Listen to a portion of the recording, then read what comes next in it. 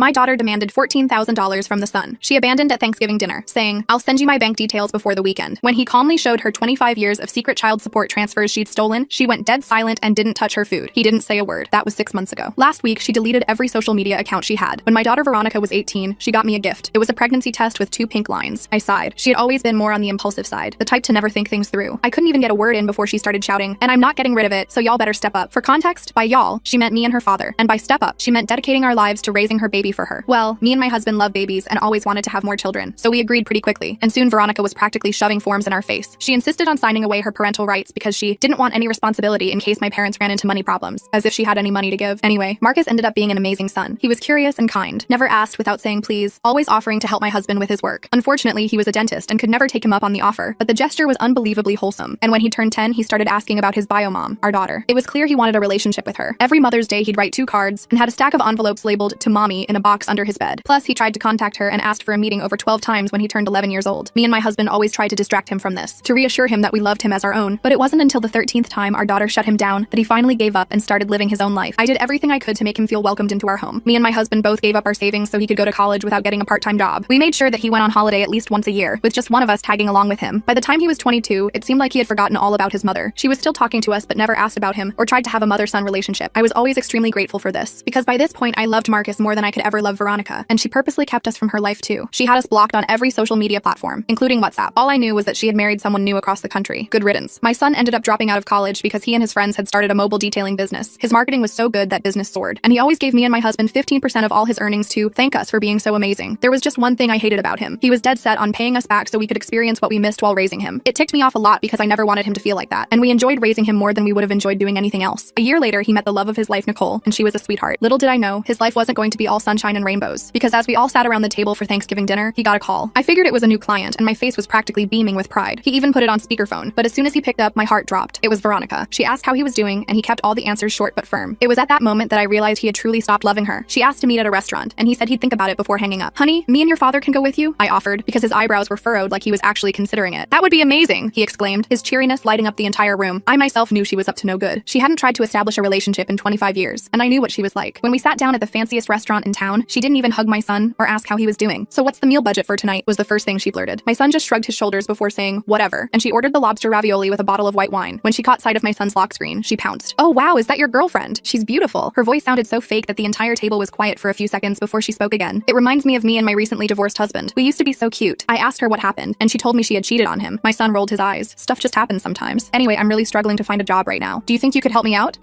I guess. "Great." What she said next shook me to my core. "I'm going to need around $14,000 to secure an apartment. I'll send you my bank details, so make sure to send the money before the weekend." I expected my son to get angry, but instead he just nodded and waited for the food to arrive. So I opened my mouth to speak and rip her a new one, but then I felt a pinch under the table. It was my son, so I just stayed quiet. That's when I noticed something strange. My son pulled out his phone and showed Veronica a photo. Her face went completely white. "Remember this?" he asked calmly. It was a document. Turns out when Marcus's business took off, he hired a private investigator. What he discovered changed everything. Veronica hadn't just abandoned him. She'd been collecting child support from his biological father this entire time, claiming she was raising Marcus herself. 25 years of fraudulent payments. The document showed years of bank transfers, each one meticulously documented. Veronica's hands trembled as she set down her wine glass. My husband leaned forward, studying our daughter's reaction with the same analytical gaze he used when examining patients. Marcus tucked his phone away and picked up his menu. The casual gesture seemed to unnerve Veronica even more. She opened her mouth, closed it, then tried again. Her fingers drummed against the white tablecloth. The waiter arrived with our appetizers. Veronica barely touched her bruschetta, pushing the tomatoes around with her fork. Marcus ate steadily, occasionally glancing at Nicole, who sat beside him, her hand resting supportively on his knee under the table. After several minutes of silence, Veronica cleared her throat. She straightened her shoulders and attempted a smile that didn't reach her eyes. The transformation was remarkable. From panicked to calculating in seconds, Marcus continued eating, waiting. I recognized this patience from when he was younger, sitting for hours with a fishing rod, never complaining about the wait. My husband caught my eye and gave a subtle nod. We both understood what was happening. Veronica's phone buzzed. She grabbed it eagerly, perhaps hoping for an escape route. Her face fell as she read the message. She set the phone face down and took a large sip of wine. The main courses arrived. Veronica's lobster ravioli sat untouched as she watched Marcus cut into his steak. Nicole made small talk about the restaurant's ambiance, her voice light but her eyes alert. My husband complimented the chef's technique. I sipped my water and observed. Finally, Veronica pushed her plate aside. She folded her napkin precisely, buying time. When she looked up, her expression had shifted to something I remembered from her teenage years, defiance mixed with desperation. Marcus finished chewing, wiped his mouth, and leaned back in his chair. He pulled out his phone again, swiping to another document. This one showed dates, amounts, and a name I recognized. Marcus's biological father. Veronica's jaw tightened. She glanced around the restaurant as if looking for witnesses, then back at Marcus. Her fingers found her wine glass again, gripping the stem until her knuckles whitened. The waiter approached to check on our meals. Veronica waved him away impatiently. Marcus thanked him politely and asked for a dessert menu. His calm demeanor seemed to agitate Veronica further. She suddenly stood, her chair scraping against the floor. Several nearby diners glanced our way. Marcus remained seated, studying the dessert options. Nicole placed her hand on his arm, a gesture of support that Veronica's eyes tracked with interest. Veronica sat back down heavily. She grabbed her purse, rummaging through it with increasing frustration. Finally, she pulled out her wallet and slapped it on the table. The gesture seemed more defeated than aggressive. Marcus ordered tiramisu for the table. Veronica ordered another glass of wine. My husband and I exchanged concerned glances. Nicole excused herself to the restroom, and Veronica's eyes followed her departure with calculating interest. While Nicole was gone, Veronica leaned across the table. Her voice dropped to a whisper, but Marcus held up his hand. He pointed to his phone, which was recording. Veronica's face flushed. Nicole returned, and the dessert arrived. Marcus offered Veronica a spoonful of tiramisu. She shook her head, her movements sharp and agitated. The wine arrived, and she drank half the glass immediately. My husband finally spoke up, mentioning how nice it was to all be together. Veronica's laugh was bitter. She gestured wildly, nearly knocking over her water glass. I steadied it before it could spill. Marcus pulled out a small notebook from his jacket pocket. He flipped through pages covered in neat handwriting. Dates, times, phone calls, a detailed record of every attempt he'd made to contact Veronica over the years. Veronica's breathing quickened. She pressed her palms flat against the table as if grounding herself. Her eyes darted between the notebook and Marcus's face, searching for something. Weakness, perhaps, or sympathy. The restaurant began to empty as the evening wore on. Our waiter discreetly placed the check on the table. Marcus reached for it, but Veronica snatched it first. She stared at the total, then at Marcus, then back at the check. She fumbled with her credit card, dropping it twice before managing to hand it to the waiter. When he returned, she signed with a shaking hand. The tip line remained blank until Marcus quietly pointed to it. She scribbled a number and pushed the receipt away. We gathered our coats. Veronica struggled with hers until my husband helped her into it. She jerked away from his touch, nearly stumbling. Marcus steadied her elbow and she yanked her arm free. Outside, the November air was crisp. Veronica hugged herself, shivering despite her coat. Marcus offered to call her a ride. She shook her head violently, then seemed to reconsider. Her phone appeared in her hand, but she stared at it without dialing. Nicole suggested we all get coffee to help Veronica sober up. Veronica's eyes narrowed at the younger woman. She took a step toward her, then stopped. Marcus moved slightly, positioning himself between them. The valet brought our cars around. Veronica hadn't driven. She'd taken a taxi to the restaurant. She stood on the sidewalk, swaying slightly, watching as we prepared to leave. Her expression cycled through emotions too quickly to track. Marcus handed her cash for a taxi. She stared at the bills in her palm, then crumpled them in her fist. For a moment, I thought she might throw them back at him. Instead, she shoved them in her pocket. As our car pulled up, Veronica grabbed Marcus's sleeve. Her grip was desperate. He gently removed her hand, holding it briefly before letting go. She stepped back, nearly colliding with a parking meter. We drove home in silence. Marcus followed in his car with Nicole. Through the rear window, I could see them talking animatedly. My husband reached over and squeezed my hand. We both knew this was far from over. At home, we gathered in the kitchen. Marcus made coffee while Nicole set out cookies from the pantry. The familiar routine felt surreal after the evening's tension. My husband loosened his tie and sank into his favorite chair. Marcus's phone buzzed repeatedly. He glanced at it, sighed, and turned it face down. Nicole rubbed his shoulders, and he leaned into her touch. The coffee maker gurgled, filling the silence. When the coffee was ready, we sat around the table. The same table where Marcus had done homework, where we'd celebrated birthdays, where he'd told us about his business plans. Now it hosted a different kind of family meeting. Marcus pulled out his laptop. The screen displayed a folder labeled with Veronica's name. Inside were dozens of files, documents, bank statements, screenshots. The investigation had been thorough. My stomach churned at the implications. He showed us a timeline. 25 years of deposits from his biological father to Veronica. The amounts varied, but were consistent. Meanwhile, receipts showed she'd spent the money on herself. Vacations, shopping, restaurants. Not a penny had gone to Marcus's care. My husband's face darkened as he reviewed the evidence. His dentist's precision extended to his anger. Controlled, measured, but undeniable. He asked to see specific documents, cross-referencing dates with his own memories. Nicole asked practical questions about legal implications. Marcus explained that he'd consulted with an attorney. The statute of limitations complicated things, but the moral weight was clear. Veronica had stolen from both him and his biological father. The front door security system chimed. We all froze. Marcus checked his phone, then showed us the camera feed. Veronica stood on our porch, swaying slightly, pressing the doorbell repeatedly. Marcus stood up from the table, his movements deliberate and calm. He walked to the front door while the rest of us remained seated, watching the security feed on his phone. Through the camera, we could see Veronica leaning against the doorframe, her mascara smudged and her usually perfect hair disheveled. He opened the door just wide enough to speak with her. From where we sat, we could see his back straighten as Veronica gestured wildly, her hands cutting through the air. She pushed past him into the house before he could stop her. She stumbled into our kitchen, her eyes scanning the room until they landed on the laptop. Her face contorted as she lunged for it, but Marcus was faster. He closed the laptop and tucked it under his arm. Veronica's hands grasped at empty air where the computer had been. My husband stood up, placing himself between Veronica and the rest of us. His protective stance reminded me of when the kids were young and he'd shield them from aggressive dogs at the park. Veronica noticed and laughed, the sound harsh and bitter. She pulled out her phone and began typing furiously. Marcus watched her, his expression unreadable. Within minutes, his own phone started buzzing with notifications. He glanced at the screen and his jaw tightened. Nicole leaned over to look, and her eyes widened. Veronica had posted on social media, tagging Marcus's business page. The posts accused him of abandoning his own mother, of being ungrateful after everything she'd sacrificed. She'd even included old photos of herself pregnant, creating a narrative of a struggling young mother. Marcus set his laptop on the counter and pulled out his phone. His fingers moved quickly across the screen as he documented the posts, taking screenshots before she could delete them. Veronica watched him, a satisfied smirk playing at her lips. The doorbell rang again. This time, the security camera showed a man in his 50s, well-dressed but clearly agitated, Marcus's biological father. Veronica's smirk vanished, replaced by panic. She rushed toward the back door, but my husband stepped into her path. Marcus went to answer the door. The man entered, his eyes immediately finding Veronica. His face was a mixture of confusion and anger. He held up his phone, showing bank statements. 25 years of payments, all supposedly for Marcus's care. Veronica backed against the wall, her eyes darting between exits. The man pulled out more documents from his briefcase. Receipts from private investigators, evidence of Veronica's lifestyle, proof that she'd never spent a dime on Marcus. She suddenly grabbed a glass from the counter and threw it against the wall. The crash made everyone jump. In the chaos, she bolted for the front door. Marcus didn't try to stop her. Instead, he calmly picked up the larger pieces of glass while Nicole grabbed the broom. The biological father sank into a chair, his head in his hands. He explained how he'd been paying child support faithfully, believing he was helping helping raise his son. He'd wanted to be involved, but Veronica had convinced him it would confuse Marcus. He'd trusted her. Over the next hour, he showed us years of correspondence. Emails where Veronica described Marcus's supposed needs, school supplies, medical bills, extracurricular activities, all fabricated. The man had even increased payments when she claimed Marcus needed tutoring or special programs. Marcus listened quietly, occasionally asking questions. His biological father had tried to attend graduations, birthdays, but Veronica always had excuses. Marcus was sick, out of town, or it would be too emotionally difficult. The man had respected what he thought were Marcus's wishes. As they talked, Marcus's phone continued buzzing. Business associates were seeing Veronica's posts. Some sent supportive messages, others asked questions. A few canceled upcoming appointments. Marcus responded to each one professionally, but I could see the tension in his shoulders. Nicole suggested they should post a response, but Marcus shook his head. He had a different plan. He pulled out the folder of evidence and began organizing documents, bank statements, receipts, the signed custody papers, everything that told the real story. His biological father offered to help. Together, they created a timeline showing where the money actually went. Veronica's shopping sprees coinciding with supposed school expenses. Vacation photos posted during times she claimed Marcus was ill and needed medical care. The next morning, Veronica's campaign intensified. She'd created a sob story about being a young mother forced to give up her child, now being rejected by the son she'd always loved from afar. Friends and distant relatives who didn't know the truth began sharing her posts. Marcus's business phone rang constantly. Some clients wanted to show support, others wanted to distance themselves from the drama. He handled each call with grace, explaining briefly that there was more to the story and asking for patience. By afternoon, Veronica had escalated further. She showed up at Marcus's business location, making a scene in the parking lot. His business partner called to warn him. Security footage showed her approaching customers, telling them her version of events. Marcus drove there immediately, with Nicole following in her car. I wanted to go too, but my husband convinced me to stay home. We watched through the security app as Marcus arrived to find Veronica talking to one of his biggest clients. He didn't confront her directly. Instead, he greeted his client warmly and suggested they discuss the service inside. Veronica tried to follow, but the client politely declined her company. She stood in the parking lot, shouting accusations as they walked away. Inside his office, Marcus showed the client a few key documents. Not the entire folder, just enough to demonstrate the truth. The client, a successful businesswoman herself, understood immediately. She even offered to write a testimonial about Marcus's character. Veronica waited outside for 2 hours. Every time a customer arrived, she'd approach them. Some listened politely, others brushed past her. Marcus's partner started keeping a log of the incidents, documenting everything in case they needed it later. That evening, Veronica tried a different approach. She called my husband's dental practice, speaking to the receptionist about a family emergency. When that didn't work, she showed up at the office just before closing time. My husband found her in the waiting room, telling patients that he'd stolen her son. The other dentist in the practice asked her to leave. She refused. They had to threaten to call security before she finally left, but not before taking photos of the office. Those photos appeared online within an hour, with captions suggesting we'd built our comfortable life using money meant for Marcus. She implied the dental practice was bought with funds that should have gone to her for raising him. Marcus's biological father saw the posts and called immediately. He was furious. He'd kept every receipt, every bank statement, every piece of correspondence. He offered to make a public statement, but Marcus asked him to wait. The next day brought new challenges. Veronica had found Nicole's workplace and left messages with the receptionist. Nothing threatening, just enough to be disruptive. Nicole's boss was understanding but concerned about the situation escalating. Marcus decided it was time to be proactive. He created a simple website with the timeline he and his biological father had compiled. No accusations, just facts, dates, amounts, and documents. He didn't share it publicly yet, just kept it ready. Veronica must have sensed things weren't going her way. She called Marcus repeatedly from different numbers. When he didn't answer, she left voicemails.